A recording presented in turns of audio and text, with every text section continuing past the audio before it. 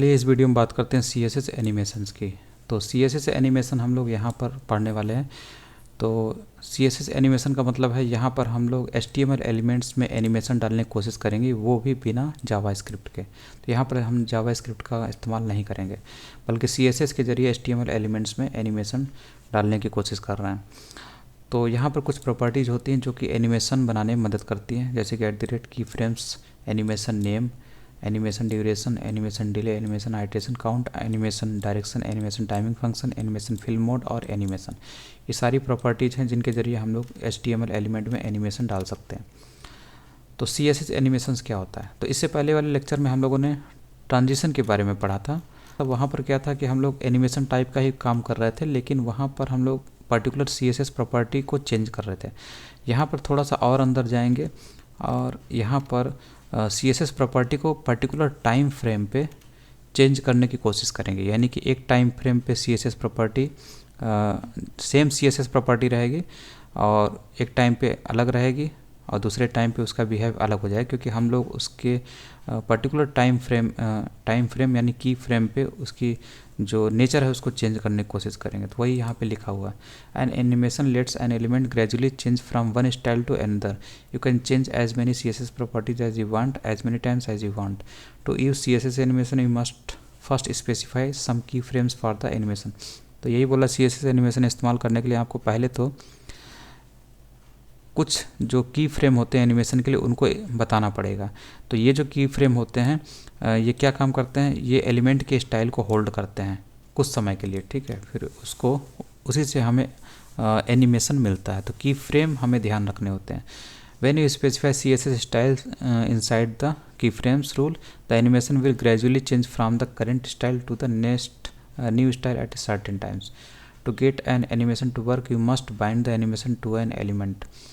For example, bind the example animation to the div element. The animation will last for 4 seconds and it will gradually change the background color of the div element from red to yellow.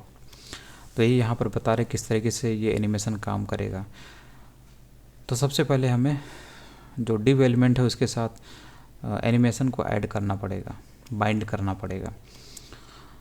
तो जैसे कि यहाँ पर example नाम का एक animation है, तो यहाँ पर लिखा की फ्रेम्स एग्जाम्पल, इसका नेम क्या है? एग्जाम्पल।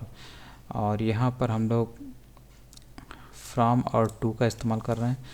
तो एनिमेशन कैसे होगा? रेड से येलो की ओर होगा। तो फ्रॉम में बैकग्राउंड कलर क्या है? रेड है, और टू में बैकग्राउंड कलर येलो है। और यहाँ पर जो डिव एलिमेंट है उसमें with height background colour red है। एनिमेशन नेम वही है जो हम लोगों ने यहाँ पे दिया, यही नेम यहाँ पर आपका होना चाहिए। और एनिमेशन ड्यूरेशन कितना है? 4 सेकंड। तो 4 सेकंड के लिए एनिमेशन होगा। किसमें एनिमेशन होगा? बैकग्राउंड कलर इसका रेड से येलो होगा, ठीक है। इसको रन करा के देखते हैं। तो जैसे ही आप इसके ऊपर माउस ले जाते हैं तो इसको आप रन कराइए, तो आप देखते हैं इसका एनिमेशन 4 सेकेंड के लिए रेड से येलो हो जा रहा है। उसी तरीके से आप चाहें तो यहाँ पर इसकी विड्थ जो है उसको भी बदल सकते हैं। हम लोग यहाँ पे विड्थ ले लेते हैं और यहाँ पे ले लिया और यहाँ पर विड्थ ले लेते हैं। इसको हम लोग कर देते हैं 300, ठीक। और इसको रन कराते हैं तो देखिए इसकी विड्थ जो है 4 सेकंड के लिए कितनी हो गई? 100 से 300 पिक्सल हो रही है। इसको रन कराते तो 100 से 300 हो रही है। तो इस तरीके से आप एनिमेशन जनरेट कर सकते हैं 4 सेकंड के लिए। तो ये सब प्रॉपर्टीज आपको याद रखनी है। तो पहले तो आपको ये बनाना पड़ेगा, जो कि फ्रेम वाली ये बनाना पड़ेगा। इसमें एनिमेशन का ये नेम देना पड़ेगा और इसके अंदर बताना पड़ेगा कि आप क्या करने जा रहे हैं। तो फ्रॉम में वो वैल्यू जिसे आप चेंज करना चाहते हैं, और टू में वो जो एंड वैल्यू है, ये स्टार्टिंग वैल्यू होती है और ये एंड वैल्यू होती है। फ्रॉम और टू में यही देना होता है। उसके बाद यहाँ एनिमेशन ड्यूरेशन में आप कितने सेकंड तक ये चेंजेस करना चाहते हैं, दिखाना चाहते हैं, 4 सेकंड के लिए। और यहाँ पर एनिमेशन नेम आपको देना होता है एग्जाम्पल। तो जो चीज़ यहाँ होती है वही चीज़ आपको यहाँ पे होनी चाहिए, ये चीज़ होती है। और यहाँ पर animation duration property defines how long an animation should take to complete. If the animation duration property is not specified, no animation will occur because the default value is 0 second. तो एनिमेशन ड्यूरेशन में जो property है इसमें value देना ज़रूरी है, नहीं तो ये 0 सेकंड ले लेगा, और 0 सेकंड का मतलब है कोई भी एनिमेशन जनरेट नहीं होगा। In the above example we have specified when the style will change और using the keyword from and to which represents 0 यानी स्टार्ट पोजीशन एंड 100% यानी कंप्लीट पोजीशन, एंडिंग पोजीशन। ठीक है। It is also possible to use present. It is also possible to use percent. By using percent, you can add as many styles changes as you like.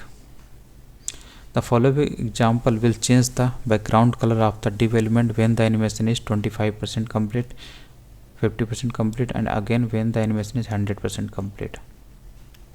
तो यही बता रहा है कि आप यहाँ पर परसेंट इस्तेमाल कर सकते हैं। तो परसेंट का मतलब ये होता है, अगर परसेंट इस्तेमाल कर सकते हैं तो यानी कि हम वहाँ पर 100% कंप्लीट को माना जाता है। ठीक है। तो 100% से पहले 100% कंप्लीट करने के लिए हम कई प्रॉपर्टीज़ वहाँ पर, कई स्टाइल वहाँ पर चेंज कर सकते हैं, ऐड कर सकते हैं।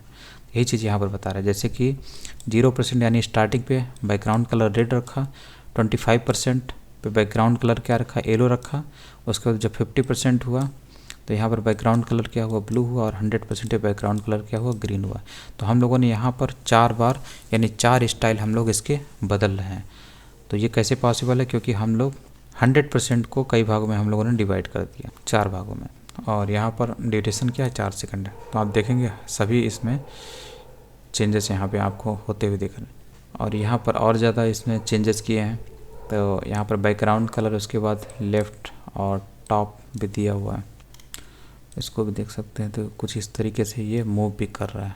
तो इसमें लेफ़्ट एंड ये टॉप जो है बैकग्राउंड कलर यहाँ पे लेफ़्ट में 0 सेकंड, टॉप में यानी कि इसकी पोजीशन यहाँ पर है। उसके बाद जब 25% पे ये क्या काम कर रहा है, ये बैकग्राउंड कलर इसका येलो हो जा रहा है, और लेफ़्ट में ये 200 पिक्सल मूव कर जा रहा है, और टॉप पे 0% यानी कि इसकी लोकेशन यहाँ पर आएगी, क्योंकि यहाँ पर लेफ़्ट से 200 पिक्सल यहाँ पर आ गया, और उसके बाद ये टॉप पर भी है।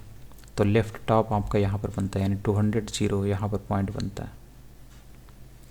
उसके बाद ये नीचे की ओर जाता है, तो लेफ़्ट और टॉप से, लेफ़्ट से 200 राइट की ओर, और टॉप से डाउन की ओर 200। तो ये डाउनवर्ड यहाँ पर पोजीशन बनती है, इससे बनेगी। इस तरीके से ये आपको कलर भी, इसका बैकग्राउंड कलर भी चेंज हो रहा है, और इसका जो पोजीशन है वो भी चेंज हो रहा है।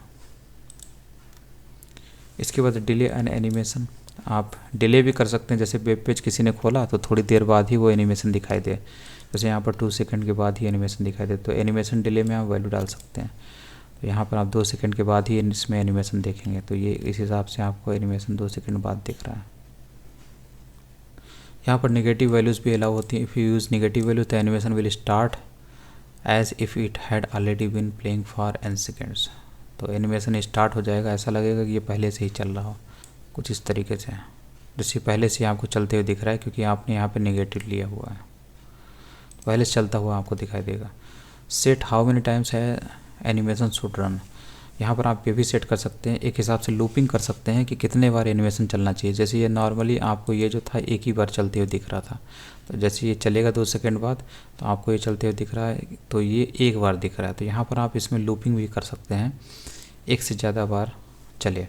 जैसे यहाँ पर 3 टाइम्स चले, तो इसके लिए आप animation iteration count property, CSS property का इस्तेमाल करके इसमें वैल्यू डाल दीजिए 3, तो आपको ये 3 बार चलते हुए दिखाई देगा। एक बार हो गया, फिर दूसरी बार हुआ, और एक बार और होगा, बस। तो 3 बार आपको ये चलते हुए दिख रहा है, क्योंकि आपने यहाँ पर इस्तेमाल किया एनिमेशन आइट्रेशन काउंट 3, वैल्यू 3 डाल दी यहाँ पे। और उसके बाद यहाँ पर अगर आपने इन्फानाइट डाला, एनिमेशन आइट्रेशन काउंट इन्फानाइट, तो इससे ये लगातार चलता रहेगा और ये बंद ही नहीं होगा, ठीक, क्योंकि आपने यहाँ पर क्या डाल दिया, इन्फानाइट डाल दिया, एनिमेशन होता रहेगा इसका।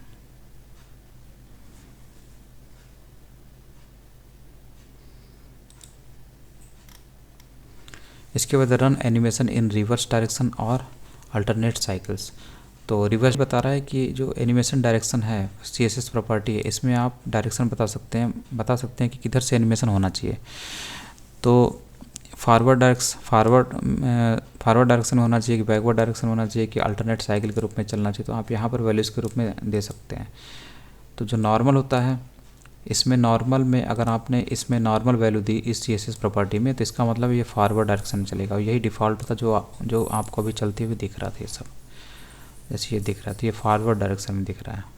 ठीक है, अगर इसको हम लोग रन कराते हैं तो ये सब फॉरवर्ड डायरेक्शन में चलते दिख रहा है। तो ये इसको देखते हैं, तो ये फॉरवर्ड डायरेक्शन में 2 सेकंड बाद चलेगा।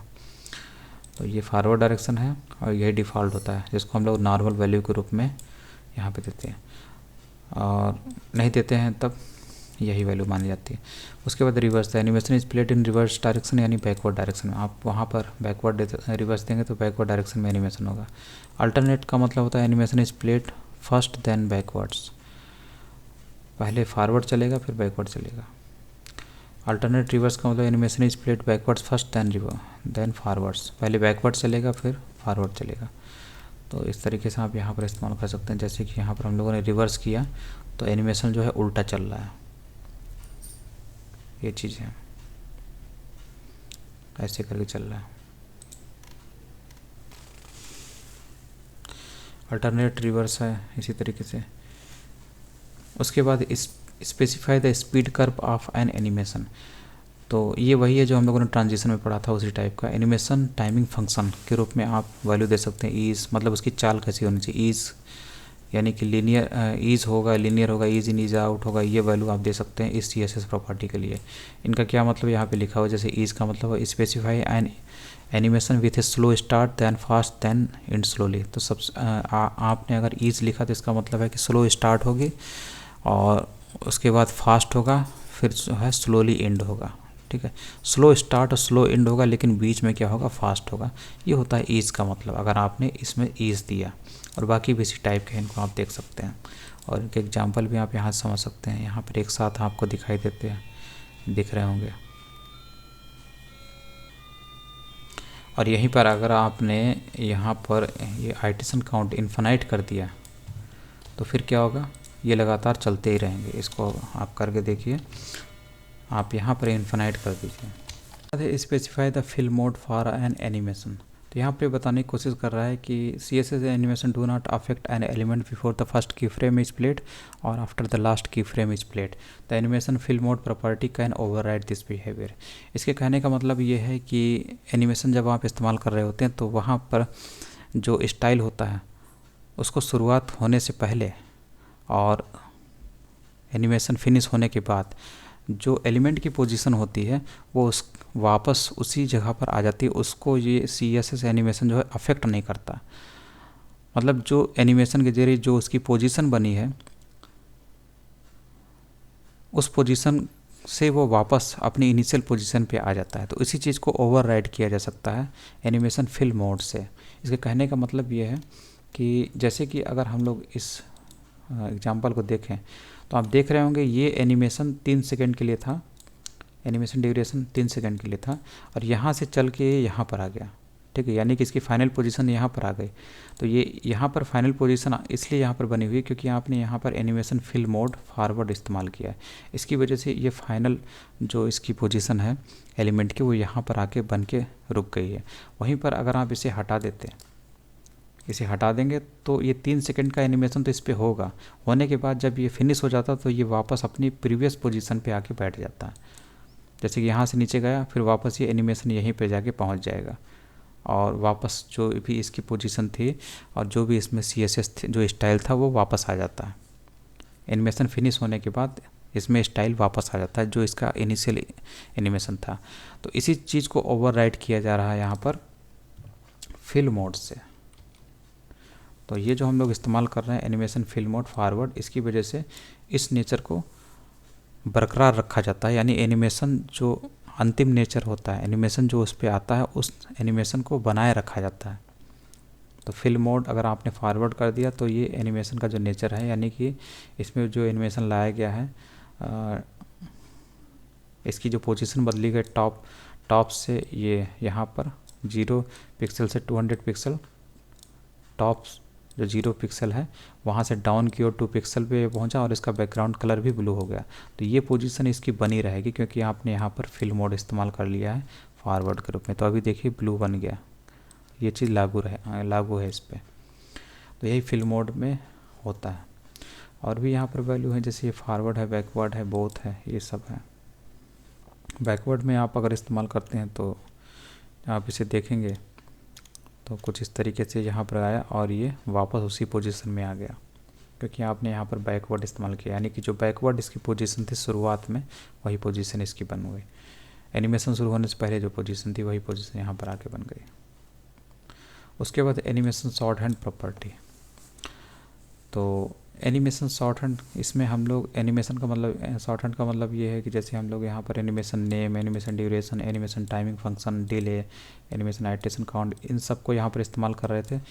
तो इसके बजाय हम लोग क्या काम कर सकते हैं, बस सिंपली यहाँ एनिमेशन लिखिए और उसमें एक साइड से आप वैल्यू डाल दीजिए। Example 5 second duration, linear timing function, linear, delay 2 second, इस टाइप में आप एक ही बार में वैल्यू लिख सकते हैं, बजाय इतनी सारी CSS प्रॉपर्टी को लिखने के। आप इसी का इस्तेमाल कर सकते हैं, तो इसी को शॉर्ट हैंड बोलते हैं।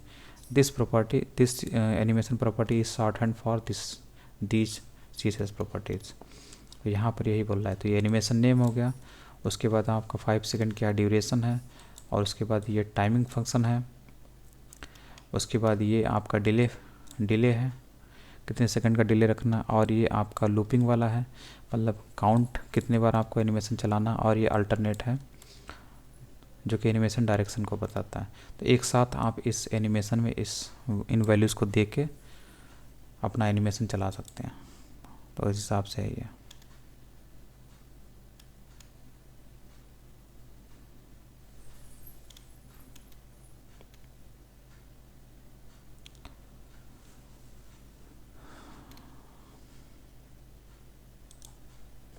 तो बस इतना था।